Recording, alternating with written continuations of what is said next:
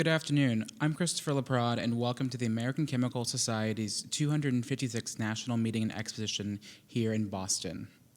I'm joined today by Dr. Marie-Paule Pileni from Sorbonne University, Paris, France, Dr. Pileni is the inaugural recipient of the Franco-American Lectureship Prize, a joint initiative between ACS and the French Chemical Society. I'll be speaking with Dr. Pileni today about her journey, how does she receive this prize, and how her career has benefited from transatlantic research and cooperation. The Franco-American Lectureship Prize was established in 2016 in agreement between the French Chemical Society and ACS to help honor the transatlantic cooperations in the field of scientific research between the United States and France. So Dr. Pileni is the inaugural recipient, and for 2017. We're also joined in spirit today by Dr. Karl Kadish of the University of Houston, who is unable to join us, unfortunately. So Dr. Pileni, would you like to share a little bit about your experience in this award and what it has meant to you? Yeah, it's a very interesting. It's a chance to get such an award because you give the opportunity to people to go from one university to the others. I have been to Atlanta, at Georgia Tech, in Columbia, at Rice University, and that's permit to exchange science, and not only you have the award plus you exchange science, and you can set up new collaboration, having this opportunity to travel through this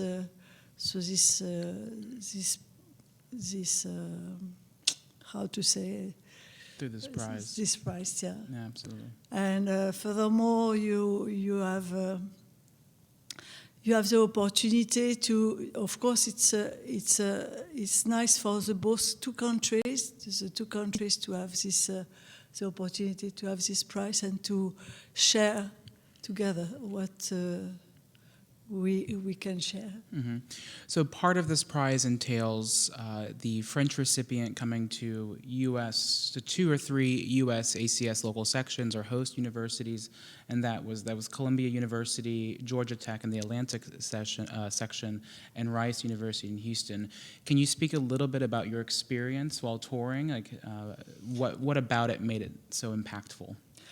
Oh, the experience was really good because I have been for a long time adjunct professor in Georgia Tech, so I knew some of the people, and now I have had the opportunity to meet new academic people, and to share with them the science they are developing. In Colombia, I have had quite a good contact with these people. I already know the group who welcome us, and but I have been able to meet quite a lot of people, new people, also in Colombia. And the day before yesterday, I have had coffee and discussion with somebody from Colombia who was not there several years ago, and who knows, we could be set up a new collaboration. And so in Rice, I knew the people from long time, and one of them I was working with him. We have a paper together, but now I found that he used some of our data, confirmed our data, and we also confirmed their data, and that's good. That's very nice. Yeah, that's excellent. And so you have the potential for new collaborations coming from this lectureship prize as well. For sure. That's really fantastic. For sure. Are there any questions from the audience about Dr. Pileni or her experience in transatlantic collaborations or anything like that? And if you could please state your name and affiliation.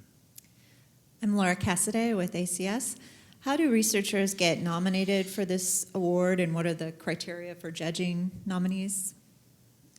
I can answer that. So, the Franco-American Lectureship Prize is actually it's stewarded by the Committee on International Activities at ACS. So the 2019 prize is actually open for application right now. It's due September 21st.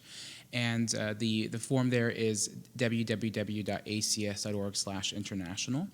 And the committee looks at several things: how many collaborations and what interactions the researcher has had between France and the United States, and really how has there been impact on the Franco-American research landscape. So, have there been joint publications, joint collaboration exercises? Have they hosted students from across, from between the two countries or abroad? So it's really about strengthening the Franco-American research landscape.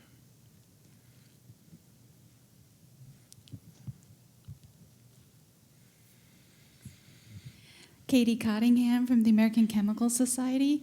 So Dr. Pileni, did you face any challenges when you came over from France to the Americas to do your research?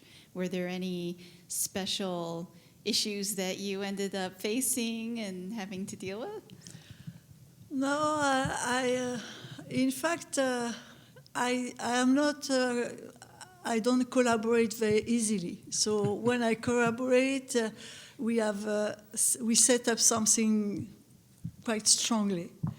And so usually when I start a collaboration, I know first I have to know very well the person.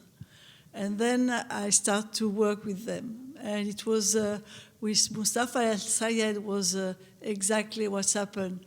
We knew each other for a long time, and he came several times in France. I came several times to Georgia Tech, and at one period of time, you need sometimes like to do good cooking. And after this period of time, we have been able to set up a good collaboration, and people from Rice was a student in Mustafa El-Sayed in Georgia Tech, and they visit me, and we work together.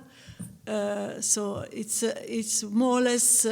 I have this habits to work with people like this. I have had a collaboration with Australia, for example, and the person. Barry Ninam came in France for a long period of time. We have a long discussion. Then I went to Australia, and then we start to work together. It's the same with Germany, and let's say I like to know first the person. Yeah. So you have a good background with them first before you jump into a collaboration. Yeah, and very often I like to work with people who does not have the same background than me, to really, and then people can really bring, when you see the paper, the common paper, you immediately, if you know the two communities, you immediately know who did what. It's the same. Right now, I'm in a very strong collaboration with Sweden and another one with Italy. But you can see when you will read the paper, it's clear who did what. It's the same with Cornell. We just have a paper with people from Cornell, and again. Perfect. Are there any other additional questions? All right. Well, thank you very much, Dr. Pileni. Thank you for your collaborations and your expertise and contributions to the Franco-American research landscape.